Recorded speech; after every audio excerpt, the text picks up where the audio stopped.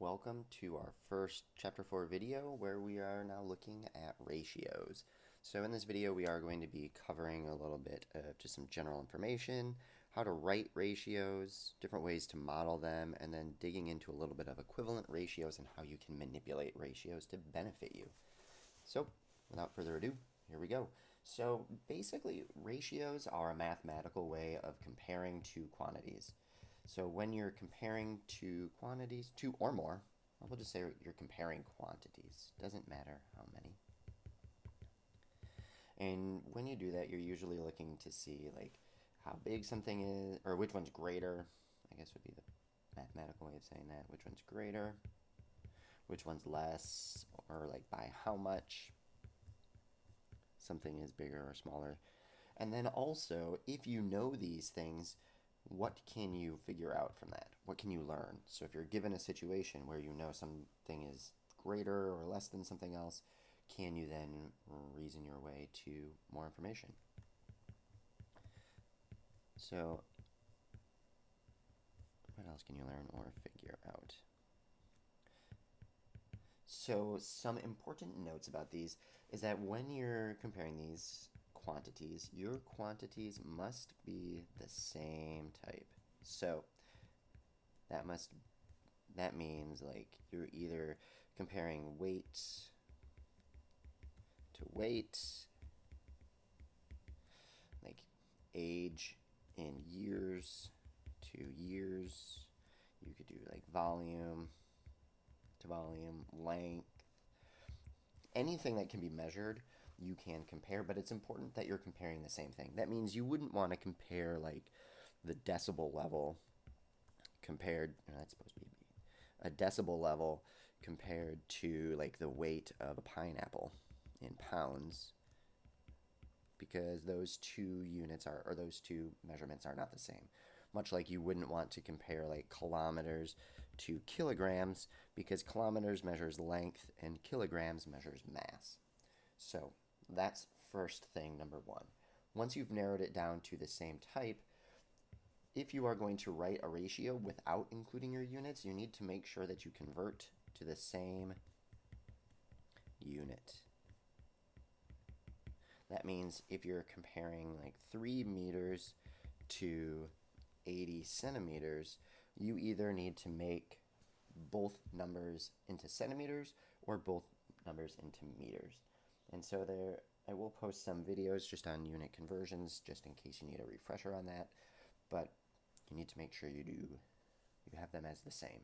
So in here, I know that 1 meter is 100 centimeters. So 3 meters is 300 centimeters to 80 centimeters. And so this can also be written as 300 to 80. And then we know that this is greater, because 300 compared to 80 is going to be much larger. One thing to note about this is that you typically have whole numbers in your ratios only. And that's fine, because if we had converted this here, 3 meters to 80 centimeters, and we converted those to meters, that would be 3 meters, and I know that this is 80 of the 100 that I need for a full meter. So that would be 3 to 0.8 meters, or 8/10. And if I multiply this by 10, I would get 30 meters to 8 meters, and that is also related to 300 to 80. So that is to say that whole numbers only, making sure they're in the same unit, and that you're comparing the same type. So if we were to look at this one, I'm going to drag this down. We have two different scenarios here. We have some bags of fruit and then some lengths of ropes. So here we could say that the ratio of the lengths of red to blue is 5 to 9. And so it's really important here that you are keeping track of red to blue, and that order is the same. That is consistent. It is very, very important. Now, if you flip that, you could also write that this would be You could write this as 529 with the colons, or 529 as a fraction. And notice this does look just like a regular fraction, so you need to make sure you check the context to see what does it say in the sentence. So we'll get into more of that later, but just to know that you have to be very specific that that is 529 instead of 5/9. One other thing about this is if you said this was the length of blue to red, it would be 9 to 5. So again, whatever order you put your words is the order you put your numbers in your terms. So just realize that I forgot to specify these are the terms of a ratio because they are the numbers that make it up. All right, so if we look at this here, I'm going to drag this down, give us a little bit more space. So we have two bags. We have bags of apples and bags of oranges. And so if we were looking at the ratio of the bags of apples to oranges, we would say this is apples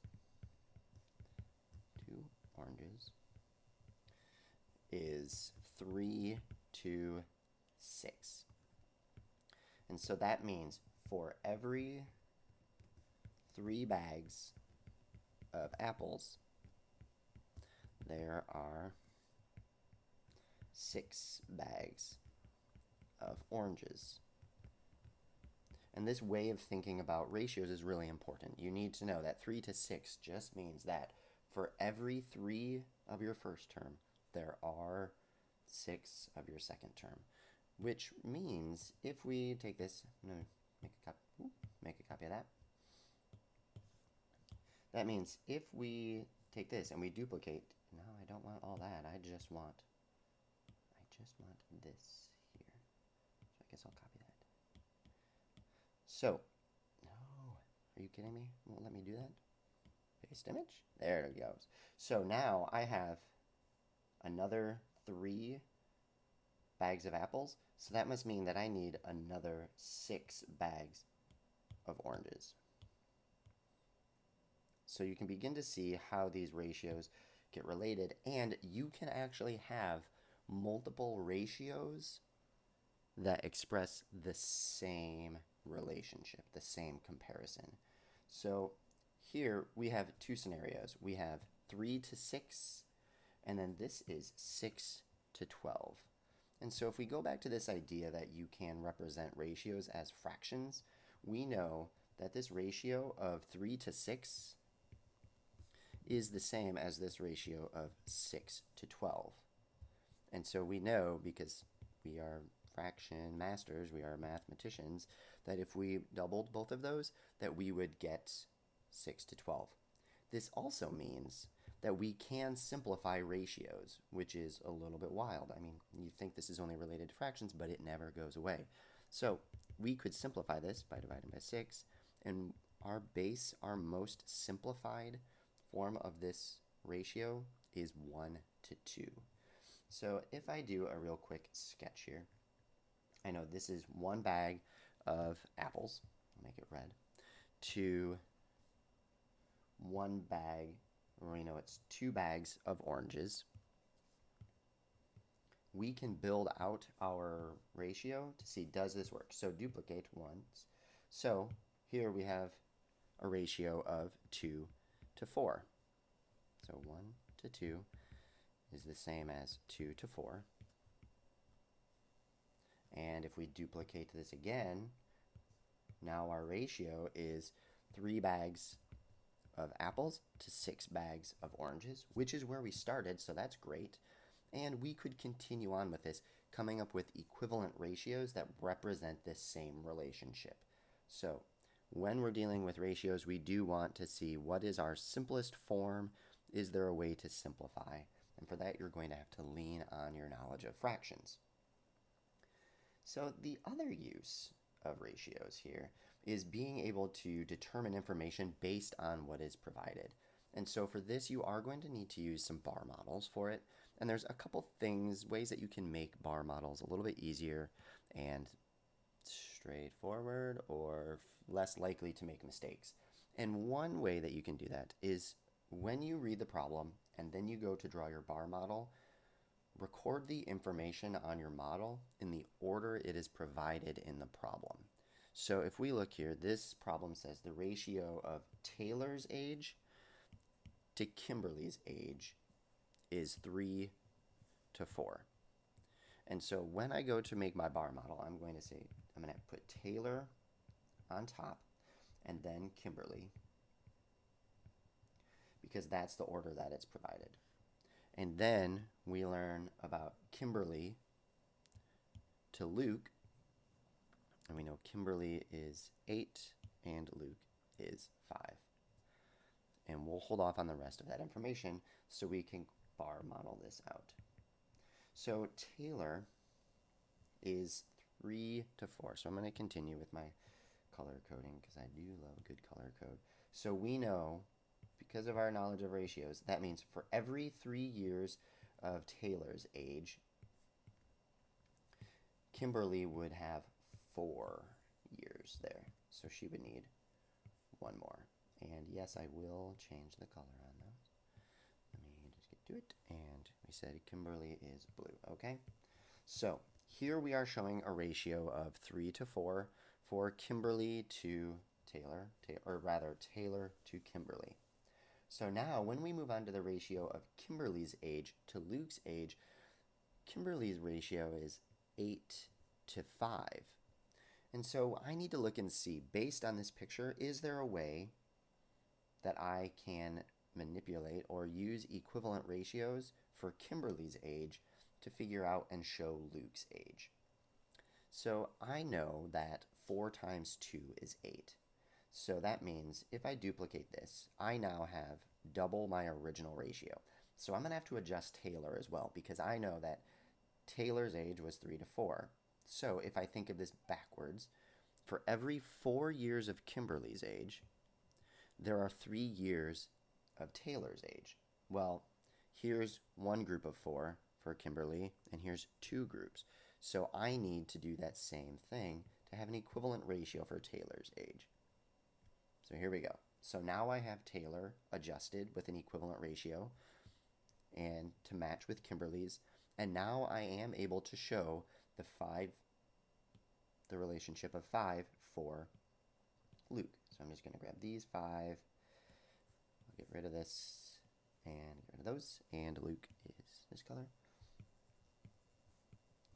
So here we go. Now we have a bar model that accurately shows the ratio of Taylor's to Kimberly's age. It's just been modified using an equivalent ratio. So that way we could show the ratio of Kimberly's age to Luke's age. Now we can get to this final piece of information, that Luke is 10 years old. So that means here, these groups all equal 10 years. And so we need to figure out how old is Taylor, which is going to be that information there. So based on what we have, I can do my first calculation of, I know that in Luke's bar model there, he has 5 units, and that equals 10 years of age. So that must mean 1 unit, I'm going to divide by 5 to get to there. So I'm going to have to divide by 5 as well. So 1 unit is equal to 2 years. So if I write that in 2, 4, 6, 8, 10, that checks out and that seems accurate. So when I look at our question now of how old is Taylor, Taylor is going to be, well, she has 6 units, and each unit is 2 years old. So 6 times 2 is 12. And we can check that by putting these in. 2, 4, 6, 8, 10, 12. So Taylor is 12 years old. So this is really one of the best uses for ratios and being able to compare quantities and then figure out other information. And if you notice, it relies on a lot of information. This is basically a reading comprehension mixed with a math type of problem. And taking the time to draw that bar model, look for relationships between the numbers, and then show what you know to see what you can figure out is going to be the best way to attack these problems. Stay tuned for more. We are going to be leveraging some more information about like fractions and how those are related. Okay, I took a brief pause, looked at my notes on ratios, and realized there was a couple pieces that I forgot too, so I'm going to add on to that first video with some more information. So the easiest way to look through these is using some real-world problems, because ratios are more than just numbers. The terms in the ratio represent values that represent something in the real world. So you need to make sure that whatever you're doing, you're taking that into account. So this situation here, there are 87 people at a party. Draw bar models to represent two different possible ratios of adults to children. I'm going to skip that piece, but I am going to look at how can I use bar models to represent this. So I know that this seems like I know the total and I have some parts to it. So this is what we would call a part-whole relationship.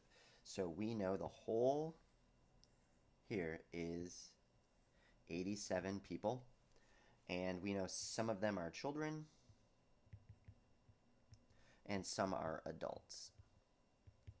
You could show it that way, or you could also, children, adults.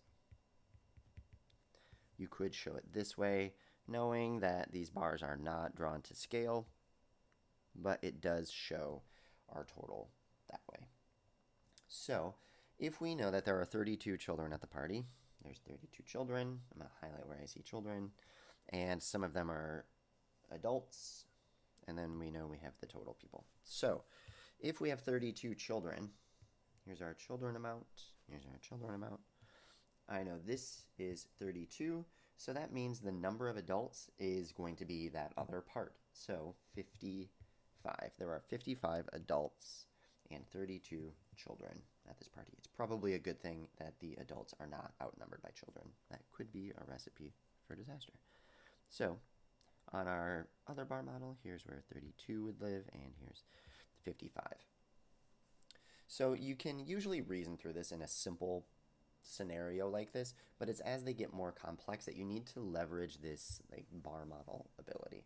So our ratio of adults to children, now the way my bar models are drawn, it shows children to adults. So I do need to be very careful that I put my terms in the correct order. If my ratio is adults to children, I need to grab my information from adults first and then children. So the ratio is 55 to 32.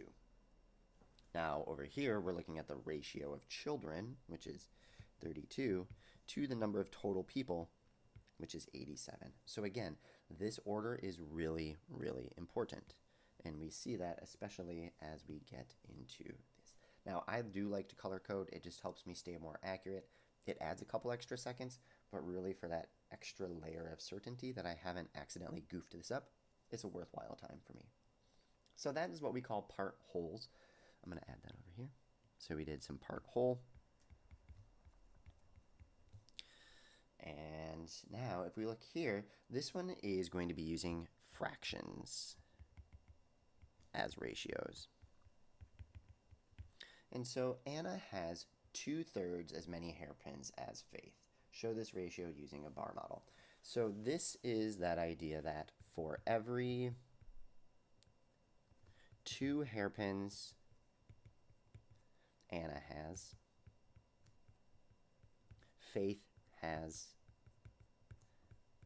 5, or 3. Oops, I can read that fraction. Faith has 3. So when you're reading this scenario and trying to interpret it as a ratio, think of it in this way. Put it into those words, because that's going to help connect to the meaning and make this problem be a lot more clear. So in our terms here, we have Anna and we have Faith. And so I'll put Anna first. And we have Faith. We know Anna, for every 2 that she has, I like my bars to be the same size. Faith, whoa, has 3. So I'm going to duplicate for Faith. That way they're the same size. And Faith has 1 more. There we go. So here we have shown Anna having 2 hairpins for every 3 that Faith has. So our total number of hairpins then, if this is 2 and that is 3, is 5. So the total number of hairpins is 5. And now if we're looking at the ratio of Faith's hairpins to the total,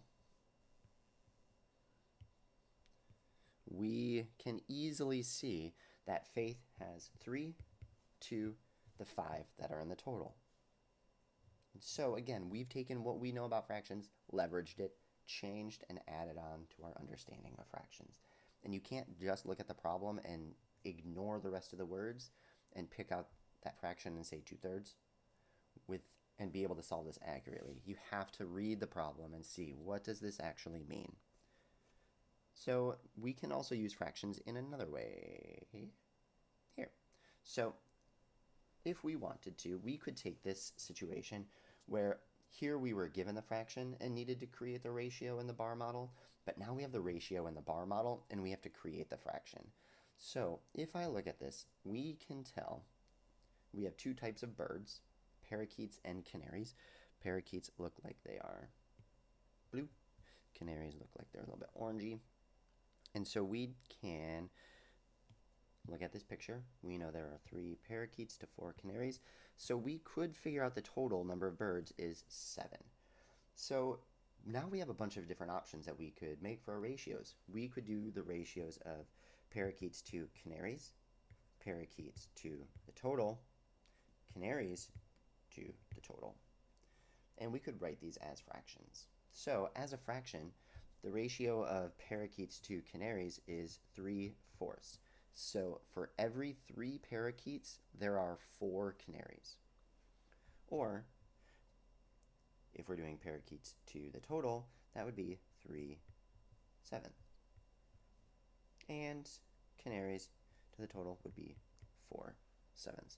So you can work your way through this.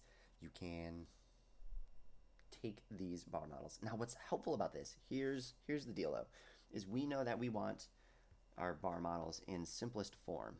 And so by being able to take a model and turn it into a fraction, it makes it a little bit easier for you to see whether or not you've got this in simplest form. And I know 3/4 is in simplest form, but if we said, well, here we actually have 6 parakeets and 8 canaries, I would be able to simplify that down.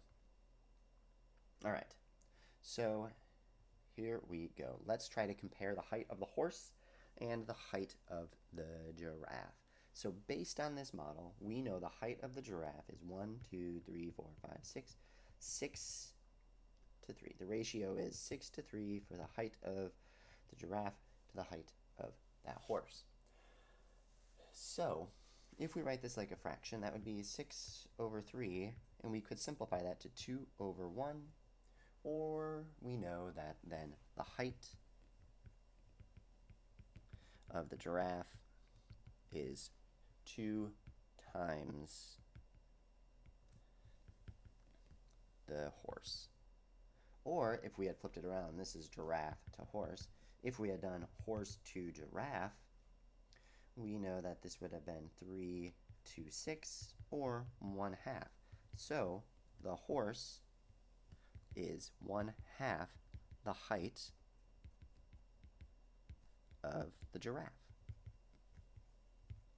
So you're starting to kind of mix and blend all of these things together, and it seems a little bit simple with some of these problems, but it does get more complex. So we're laying that foundation now. This time, I think, is really the end. I can't think of anything else that I'd like to say, at least until next video. Thank you.